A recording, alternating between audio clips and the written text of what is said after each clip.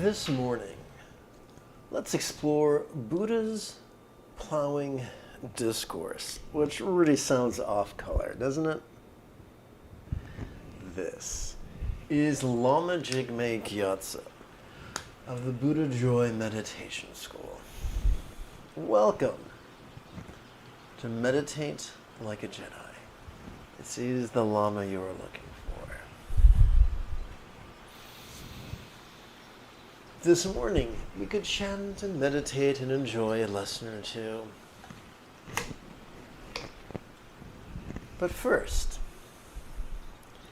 if you love Star Wars and you wish to meditate as profoundly as, and you wish to meditate as transformatively as Princess Leia learned to do during the Jedi training she received, or I should say, during the training she received in the events following Return of the Jedi.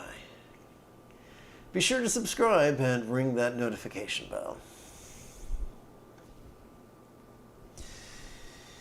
If at any point during this live stream you have a question, do not be shy. Simply type your question in great detail in the chat window on the right-hand side of the screen. What's that? You say you're watching a replay? No problems.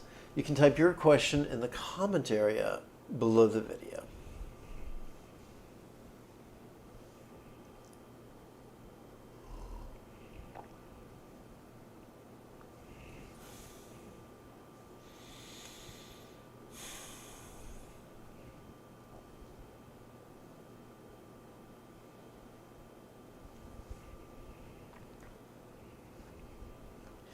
So this plowing discourse is preserved in the Samyutta Nikaya, translated by Gil Fronsdale, adapted by yours truly. Now, I must be a pain in the ass, for that is my job. It is very unlikely that these are the precise words of the Buddha. Scholars scoff at Christians for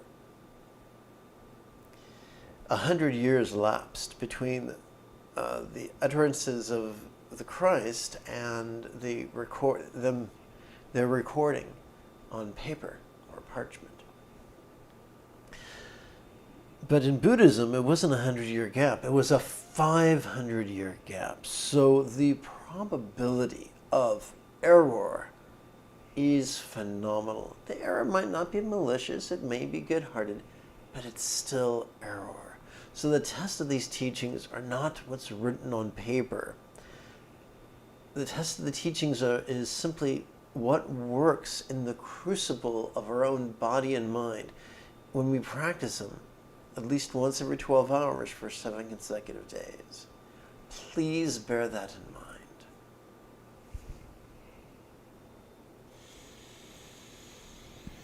Early one morning, while on his alms round, the Buddha approached the area being plowed in springtime.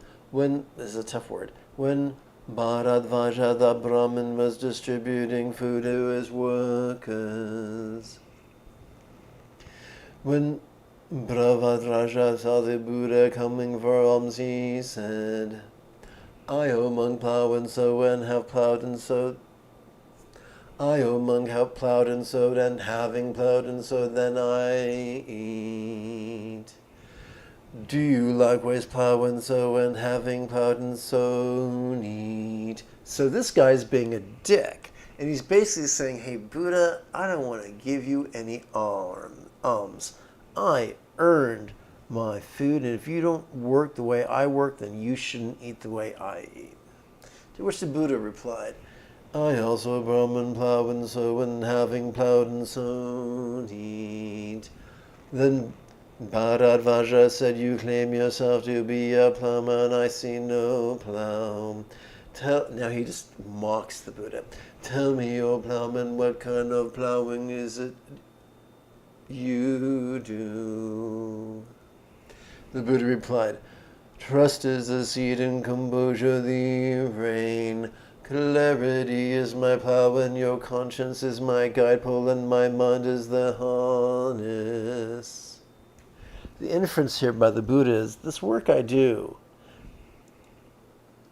requires as much effort and diligence as the work you do. O he who would mock me. Wakefulness is my plough blade and my goad. Well guarded in action, in speech, and moderate in food, I use truth to weed and cultivate release. True effort is my oxen drawing the plough steadily toward nirvana with freedom without regrets. This is how I prepares the deathless as its fruit. Deathlessness is one of the many synonyms for enlightenment.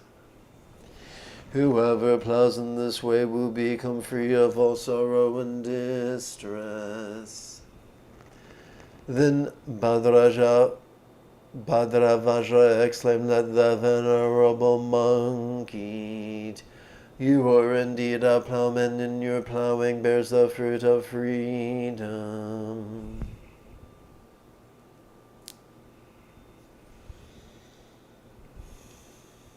This puts me in remembrance of the monologue we saw delivered in the first season of Andor, when the man behind the unification of the rebellion against the Empire talked about all he had given up to do so. It was quite beautiful and worth watching.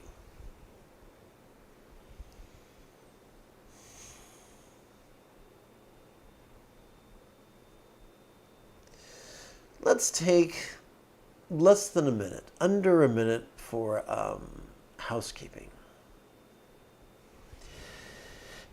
Every 12 hours, I broadcast a live meditation class without any ads. This channel is,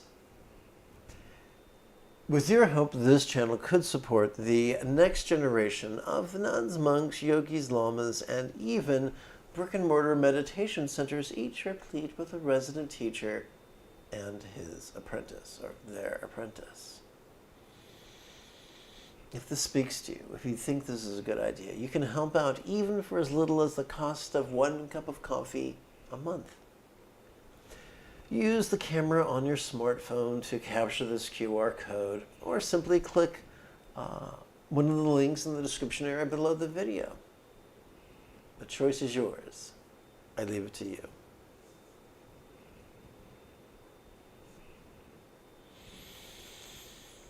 Let's see, I'm going to tap button 9, and this should take us to the latest iteration of the Green Heroine's Easy Tantra practice text, or sadhana if you're nasty.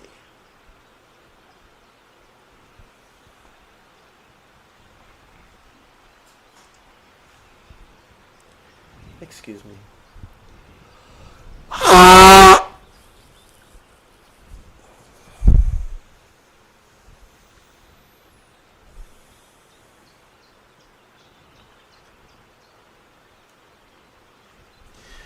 We're going to begin with silent meditation, which has many names for many countries. It's known as Zazen, or Chan, or Dhyana, or Mahasandhi, or Ati Yoga, or Sutra Mahamudra, or Trekcho Dzogchen. We're going to slice through the fundamental duality of dread and desire.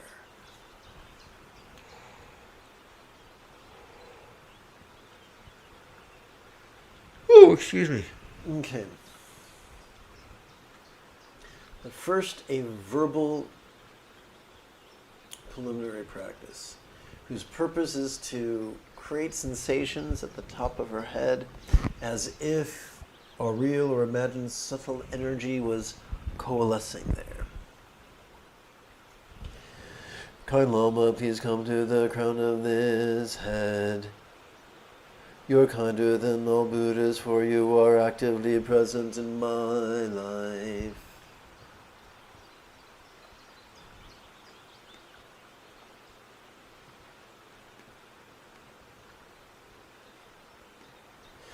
Kind Lama, please come to the crown of this head. You're kinder than all Buddhas, for you are actively present in my life.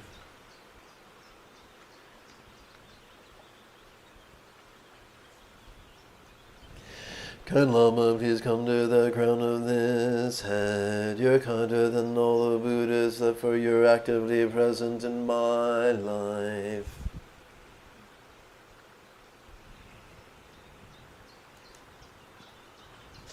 And now the silent version. Lama, come to this crown. During our inhalation, we could mentally recite Lama, come. And during the exhalation, we can mentally recite to this crown. Let's do this now about 3 or 4 times.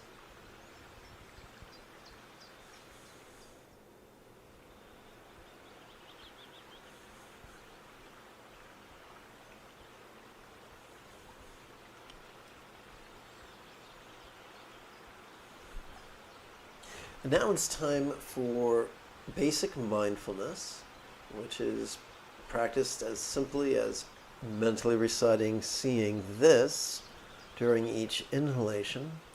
And then, when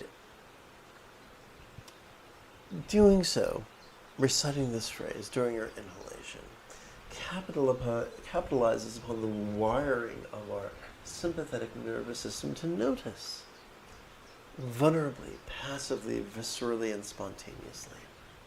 Well, what do we do with all the stuff that we notice? Well, as we exhale and mentally recite relaxing, we are making the most of our autonomic nervous system, which functions to release, to let go.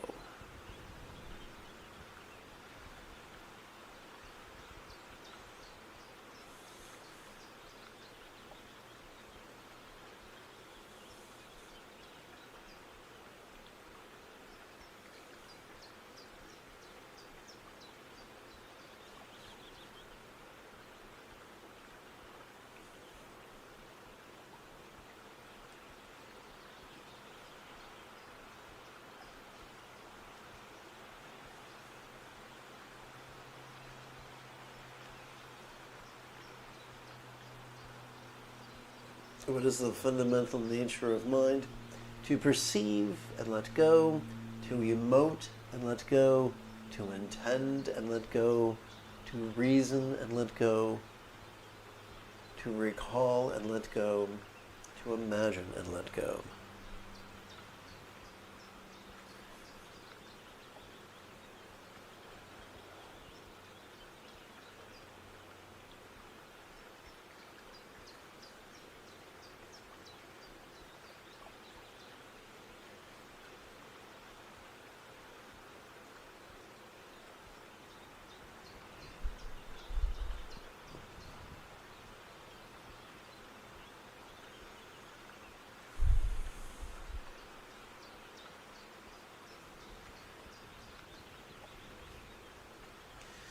Now let's play with our first set of 4 contemplations. Let's begin with hating. How could hating feel stressful? You'll notice that 3 of these contemplations are rhetorical questions, meaning we ask them silently and mentally without meaning to answer them. Consider it sort of like installing a software update to your computer. How could hating feel stressful?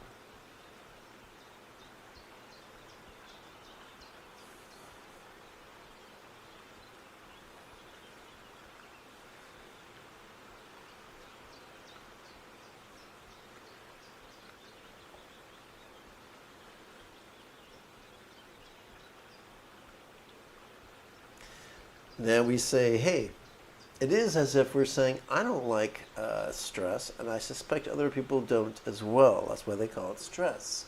Therefore, I'm going to take my personal aversion for hate, which is quite ironic. It's like hate squared. I'm going to take my personal aversion to hate and turn it into universal compassion that wishes not only to rid myself of the experience of hate, but to rid all beings everywhere of their experience of hate. Does that mean we can do that? Probably not. But The very act of playing with these words exercises the neural pathways for empathy, which is a very good thing. All beings hate, may I soothe.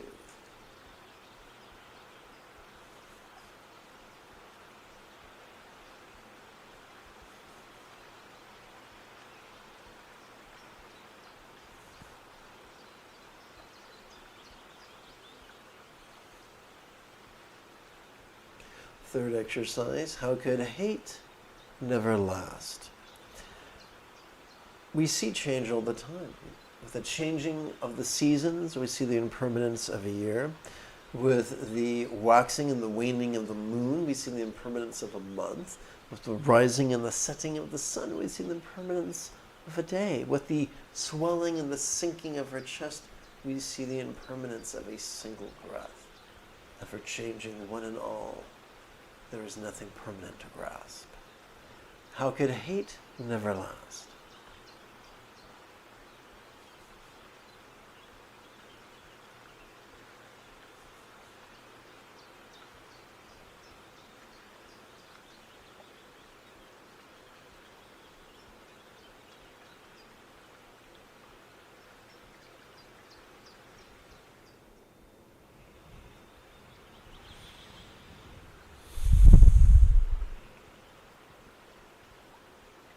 How could hate not be me? We do not ask this to practice superstition. We do not ask this to practice skullduggery. We play with this with the simple intention of getting better and better and better at letting go. How could hating not be me?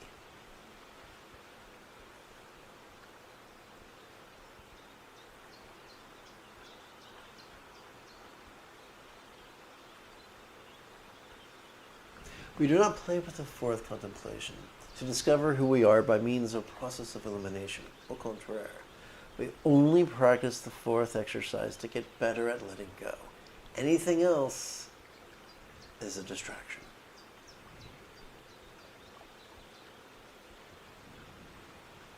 Let's return to seeing this relaxing.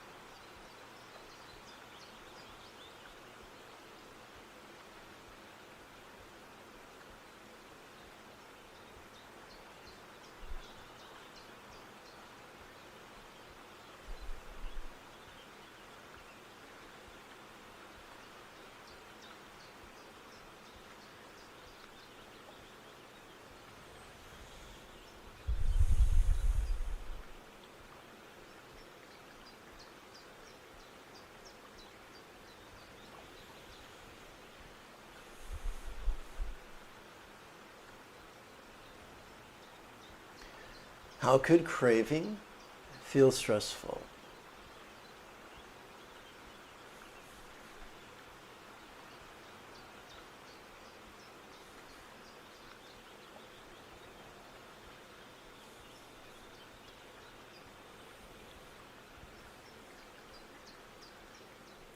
All beings craving, may I soothe.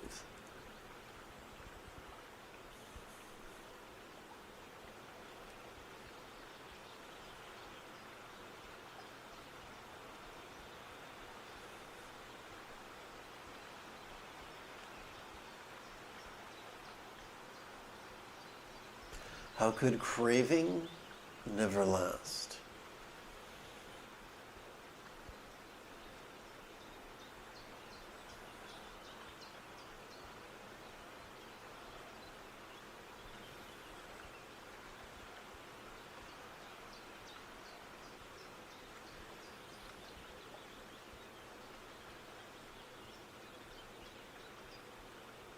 How could craving not be me?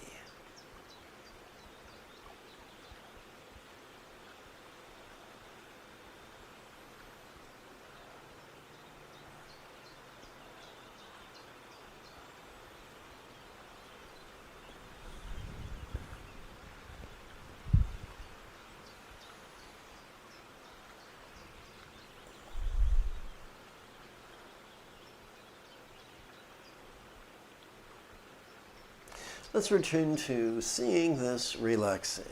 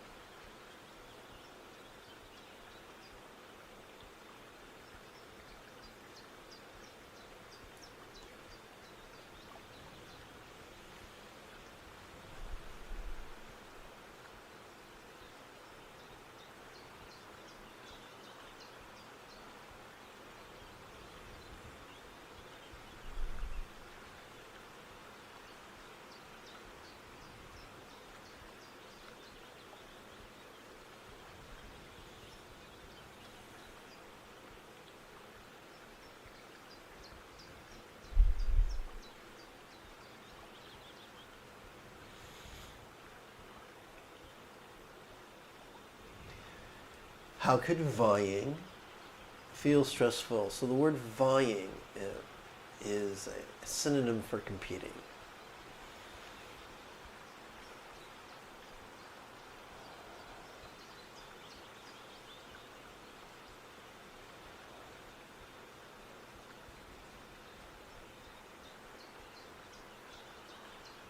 All beings vying, may I soothe.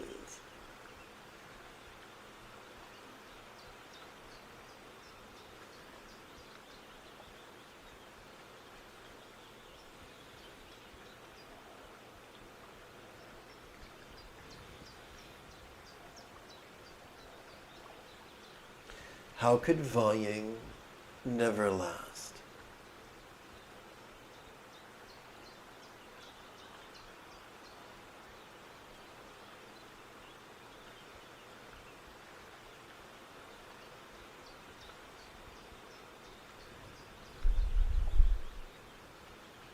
How could vying not be me?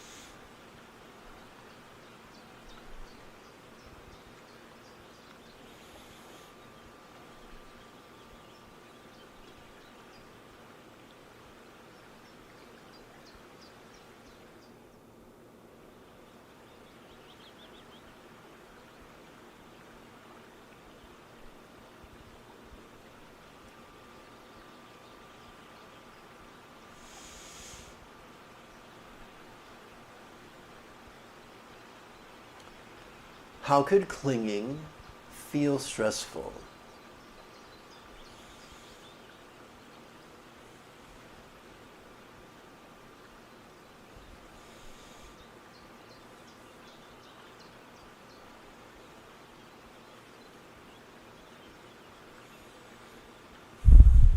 Oh, editing opportunity.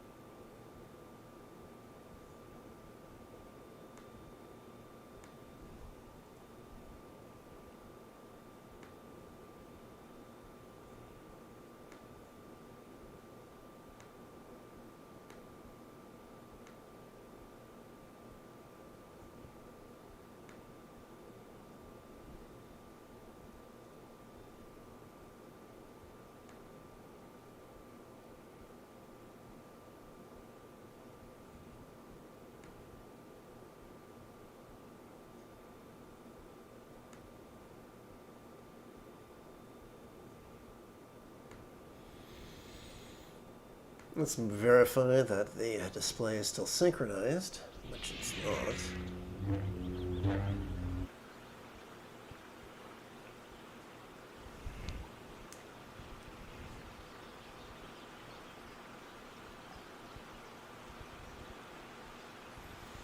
All beings clinging, may I soothe.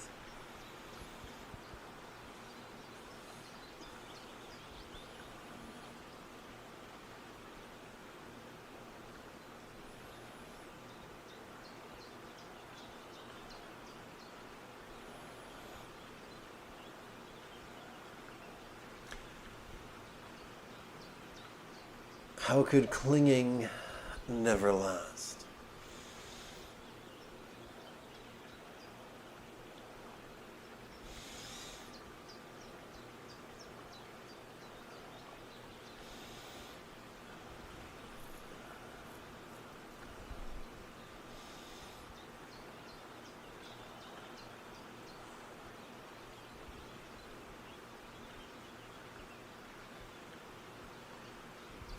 How could clinging not be me?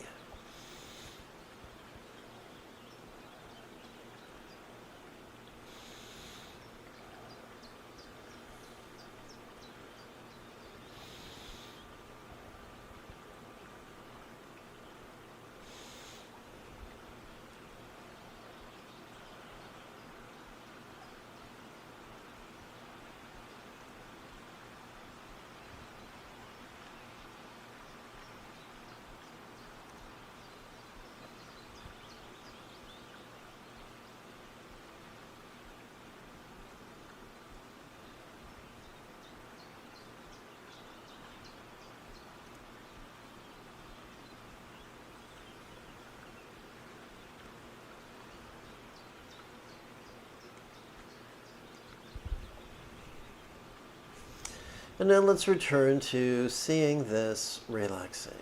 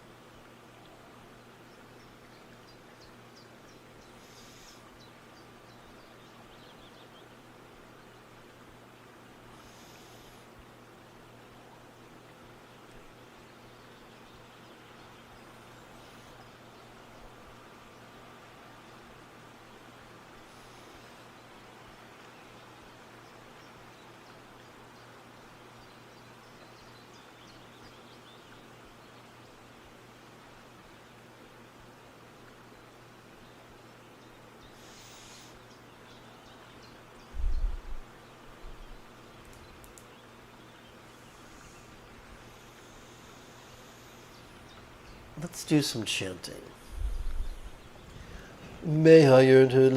Let's train this. Let's train the heart with chanting. There we go. I think I'll even enter that here.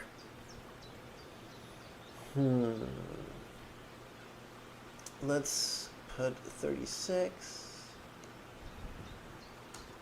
Training the heart with chanting. So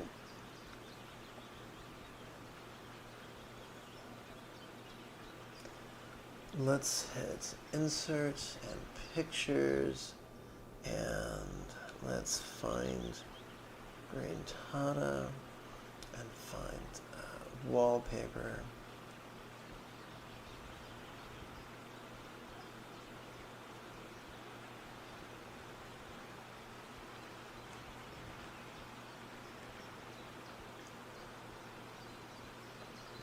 Fabulous. Now let's make sure the display is still synchronized. Excellent.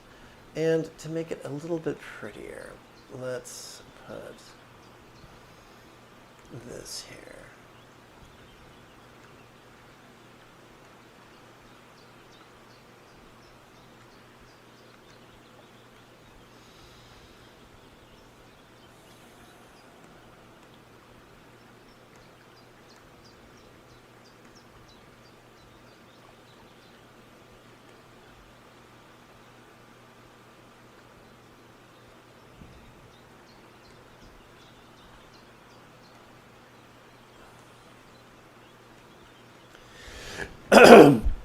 May I yearn to liberate, hoping to mastery of the Eightfold Path with each recitation of the 10-syllable mantra.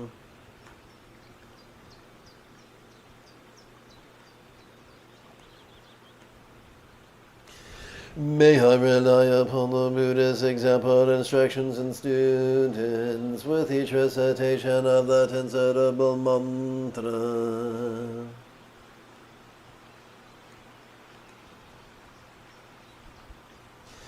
Kind Lama, may I regret the harm I've done and resolve to do the kind thing with each recitation of this 10-syllable mantra.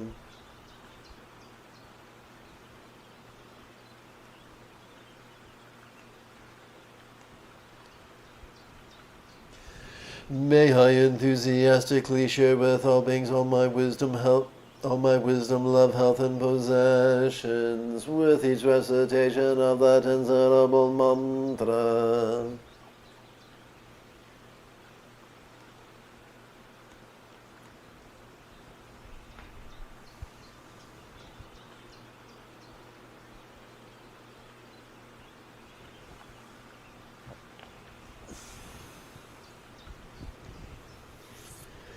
Kind Lama, please blend with this heart mind with each recitation of the 10-syllable mantra, for our mind share the same empty nature.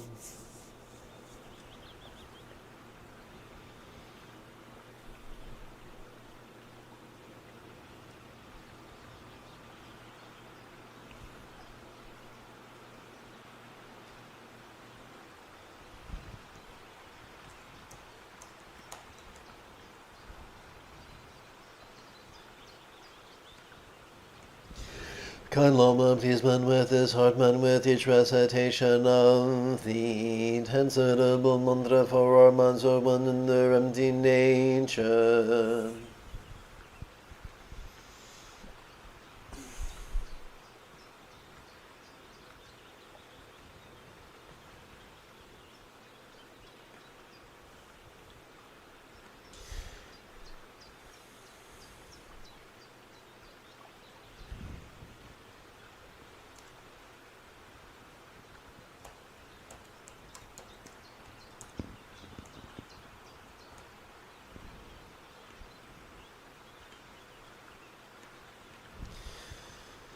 Let's leapfrog over confusions, clinging, and competition with mantra meditation, which is actually contemplation.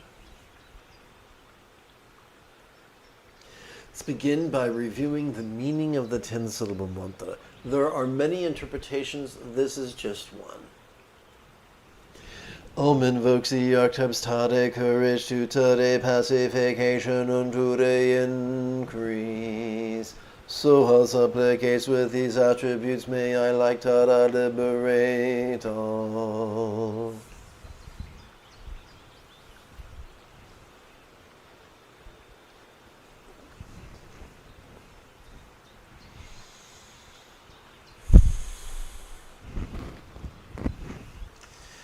Now that begs the question, who is this Tada person? Tada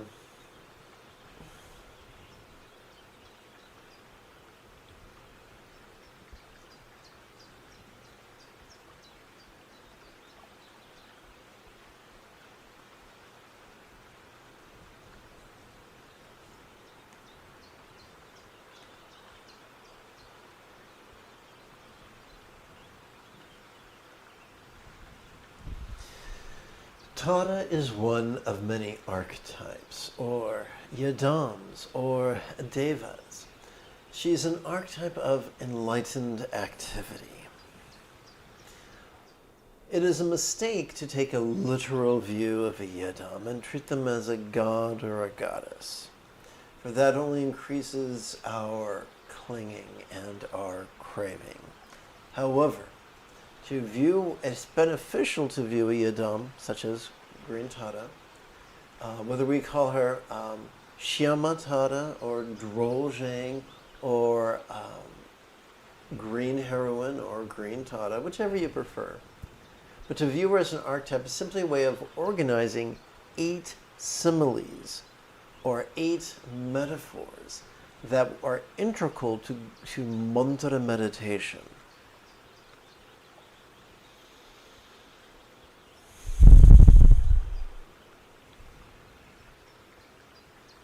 If you've just joined and you have any questions about meditation or philosophy or chanting, type your question in great detail in the chat window on the right.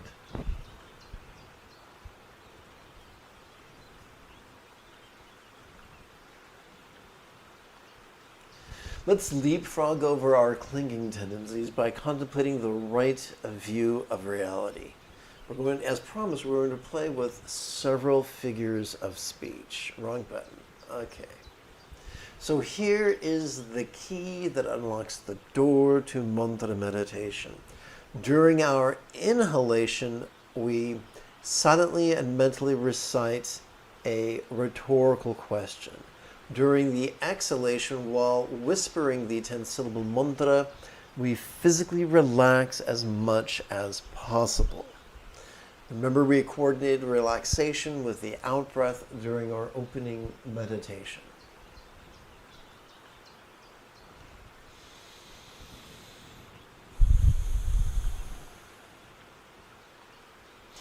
So, by way of introduction, we're going to play not with one rhetorical question, but with 3. Like I said, this is just an introduction. How is it that as we inhale, we can see our circumstances, and yet as we relax into the recitation of the mantra, these exact same circumstances could feel as if they were as non-graspable as a vast, empty void, could feel as if they were as non-graspable as the illusion of the infinite azure sky on a bright and beautiful cloudless morn, which, although could be tantalizing to the eye, is not graspable to the hand. How is it that as we exhale, these exact same perceptions of our circumstances could feel as if they were as non-graspable as a Buddha's paradise of light, known as a Pure Land or a Vanti of lore, of legend, real or imagined? Let's play with this right now.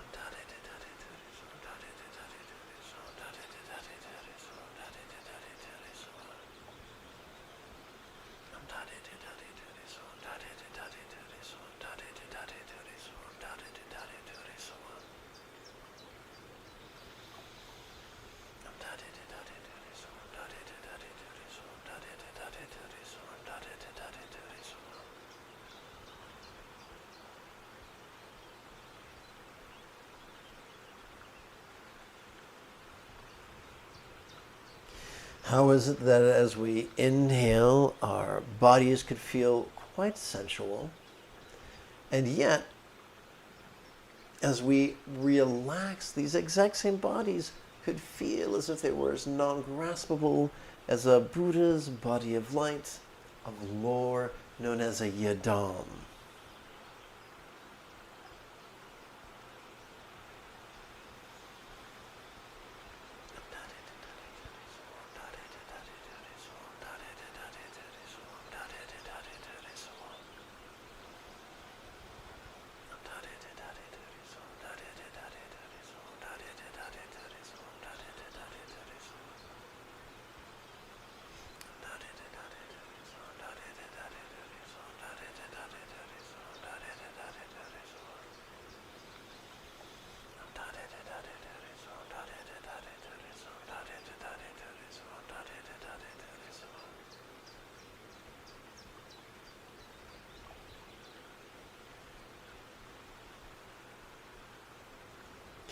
How is it that as we inhale, our relationships, which are built of communication, both verbal and nonverbal, could feel rather resounding, and yet, as we relax into the 10-syllable mantra, these exact same experiences of the interpersonal could feel as non-graspable as a mantra, comprised only of light.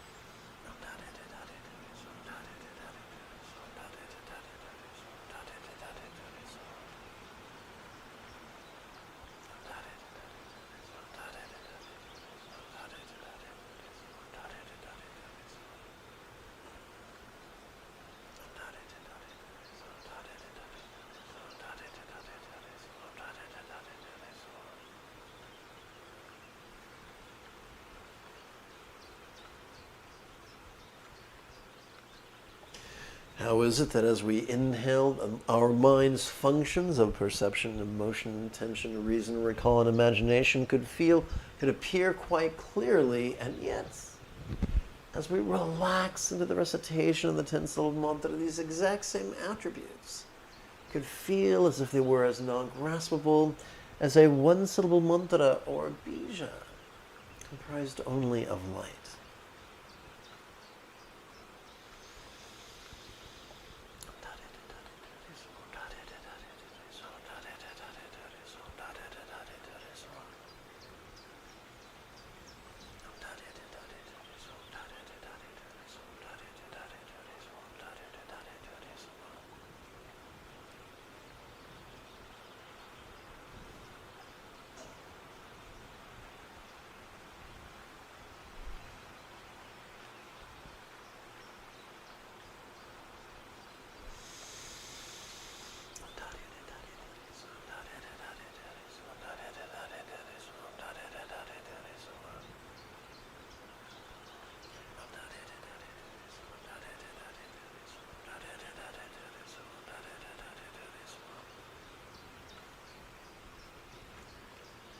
Let's now shift gears and leapfrog over our competitive tendencies by contemplating. By contemplating love.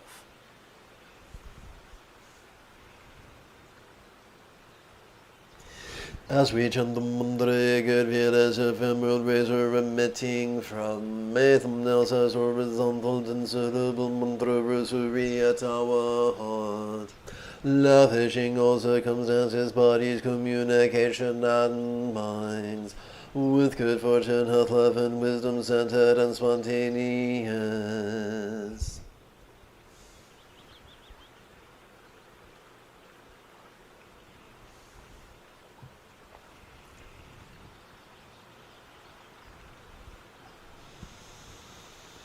Let us lovingly wish that all minds of all beings were now as wise as a Buddha's mind. Oops, incorrect. Take two. Let's try this again.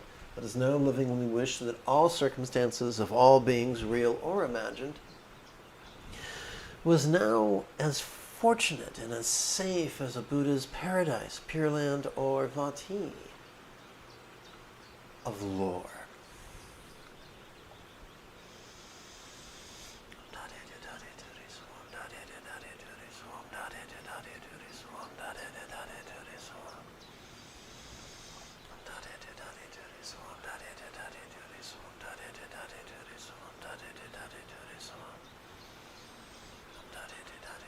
May civilians no longer be murdered during wartime. During peacetime, may civilians not be murdered by cops. May no one be exploited. May everyone be safe.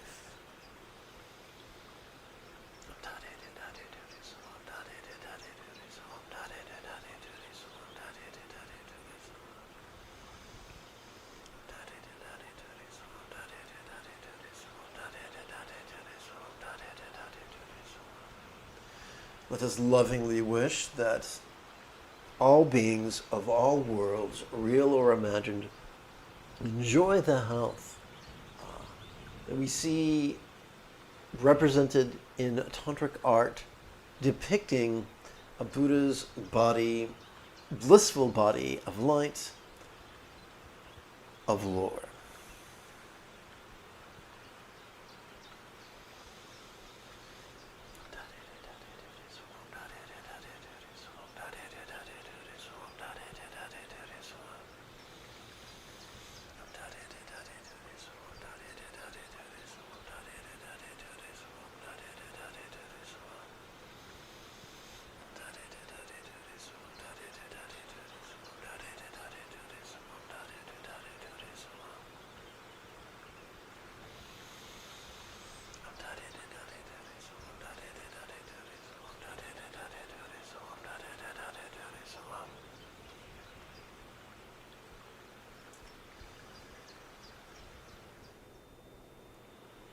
May all relationships of all beings, real or imagined,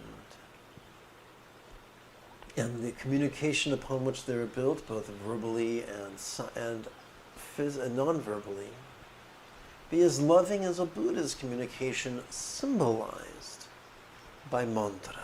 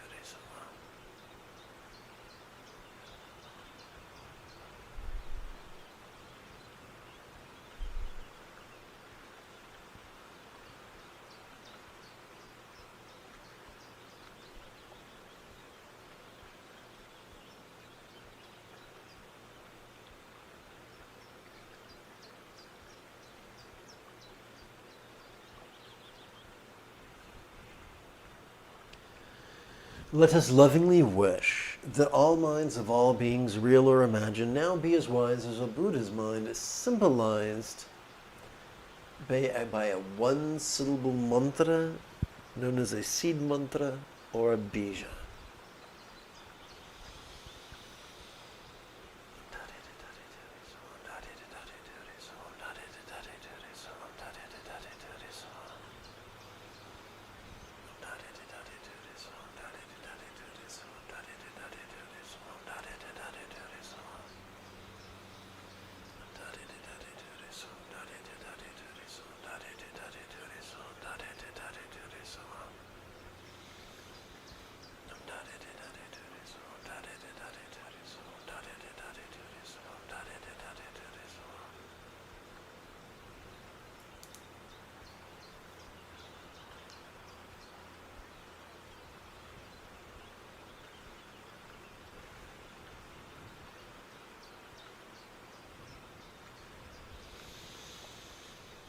We conclude now with our final silent meditation. The first silent meditation was about awareness and letting go.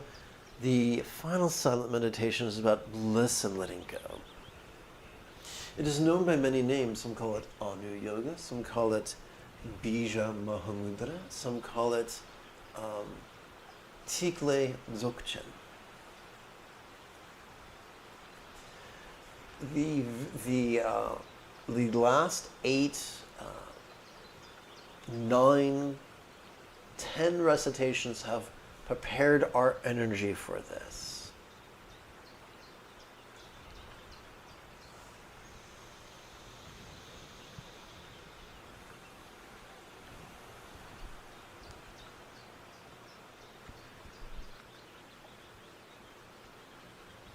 So let's see here.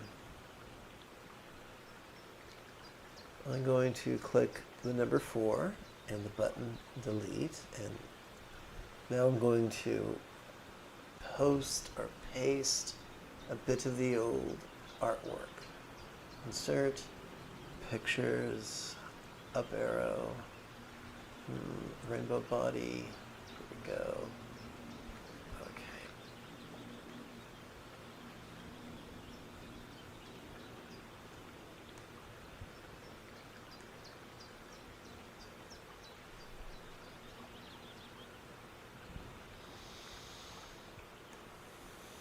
Let's make sure let's verify that the display is synchronized.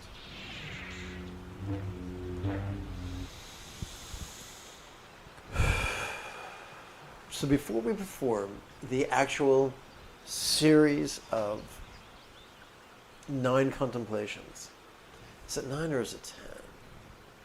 Yeah, it's 9. I'd like to give you an overview. You don't have to visualize, but you can imagine. Just give your mind permission to imagine what it could be like. Of all beings, of all worlds other than earthlings, blissfully melted into rainbow light that now absorbed into their worlds. What if all worlds other than earth blissfully melted into rainbow light that now melted into all earthlings? What if all earthlings other than our neighbors blissfully melted into rainbow light that absorbed into earth?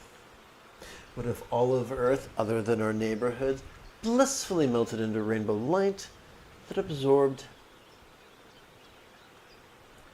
into our bodies, which are as non-graspable as a Buddha's body of light?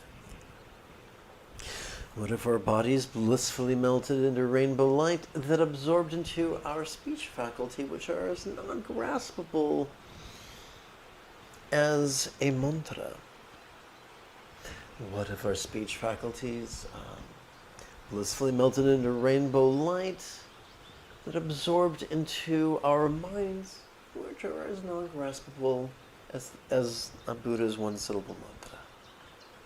What if our minds blissfully melted into rainbow light that now absorbed into infinite openness? That is the same exercise we're going to play with in a very concise manner. All beings melt into worlds. All worlds melt into earthlings.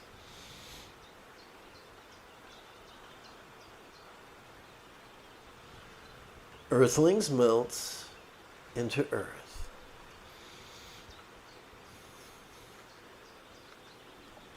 Earth now melts into neighbors.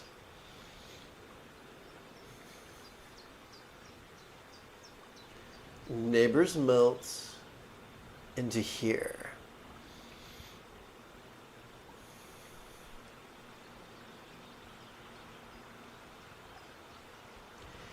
Here now melts into form.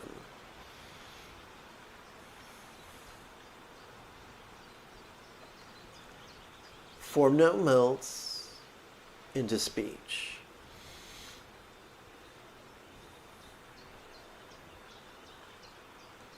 Speech now melts into mind.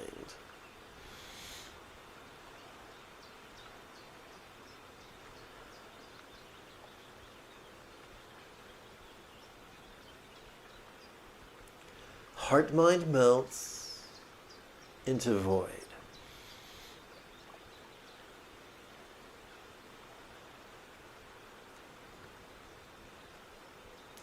And now let's turn to feeling this, relaxing.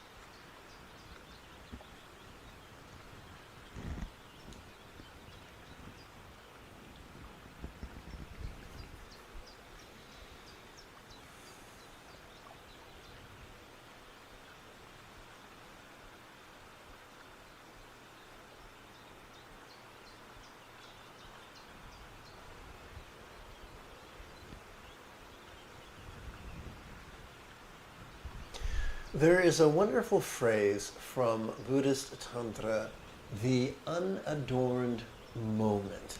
What is meant by that? Well, we typically adorn something with decorations and jewelries to improve it, to make it prettier, to make it more pleasant to the senses.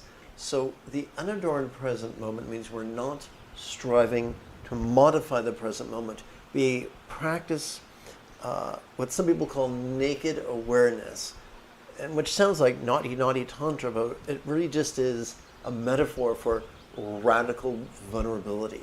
So we give ourselves permission to see whatever we see, to hear whatever we hear, to smell whatever we smell, to taste whatever we taste, to feel whatever we feel, whether it's glorious or whether it's grotesque. We choose to be vulnerable and perceive it as we breathe in, and as we exhale, we choose to relax and release it. I don't think this is recording, isn't it? Don't I feel like a horse's ass? Okay, let's try this again. In Buddhist Tantra, there is a wonderful turn of phrase, the unadorned moment. Now, we adorn something to make it prettier, to make it more pleasing to the senses. We might adorn something in garments or decorations or jewelry and the like. So the unadorned means the unmodified. It means we exercise the courage to be completely vulnerable to the present moment. There was a phrase, there's a book I once stumbled across called Naked Awareness. And I thought, oh boy, here comes the dirty, dirty tantra. No, that was just a metaphor for vulnerability. And so we do not hide from the present moment. We are vulnerable to it.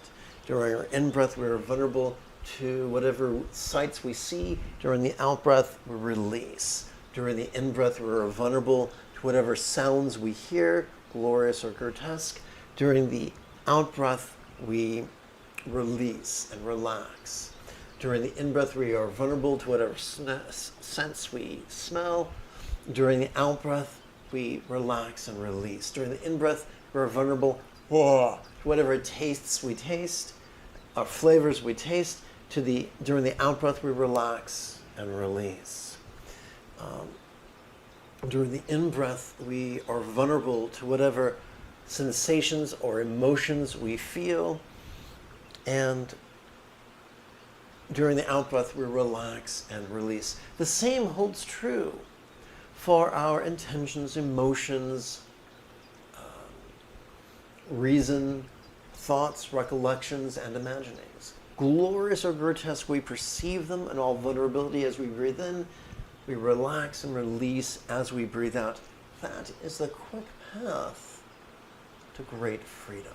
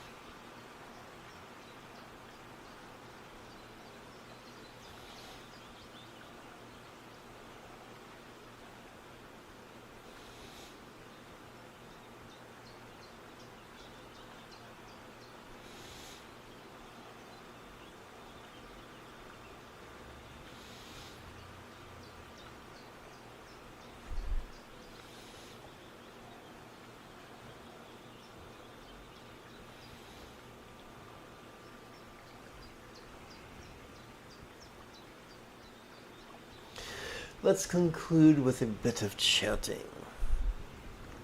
May all the home of martyrs, non-humans, and so forth be overcome. May they become non-existent. May they be pacified. May they be thoroughly pacified. May all kinds of interferences, diseases, and possessing spirits be pacified. May all be separated from unfavorable conditions. And may all experience favorable conditions and everything excellent. Through this fortune may there be at this time happiness and health. May all mind, speech, forms, and lots be as wise, loving, healthy, and fortunate as green heroines, bijam, mandra, yidam, and vati of lore. May all beings like green heroine, master being flexible, loving, laid back, egalitarian, cooperative, and kind. May all beings practice of kind communication, conduct, and calmness, less spontaneous and uncontrived. May all beings like Green Tata master the Eightfold Path as well as liberate others. May each being take auspicious rebirth, master the Buddhist path, and then help all others do likewise. May everyone be free from stress, may everyone be happy, may no one be separated from their happiness. May everyone have balance from the tyranny of hating, craving, and clinging freed.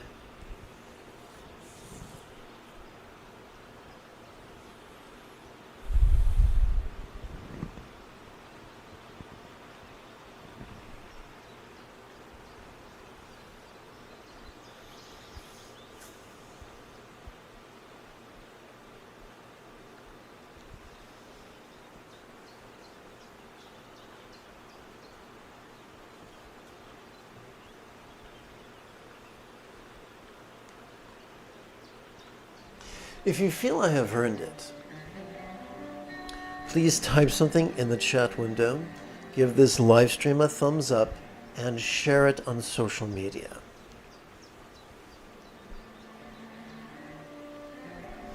In approximately 10.5 hours, we could return to explore IBS, IBD, anxiety, and meditation, as well as chant and meditate some more. Until then, may you and yours be happy and healthy, and if you are as geeky as me, this is the way.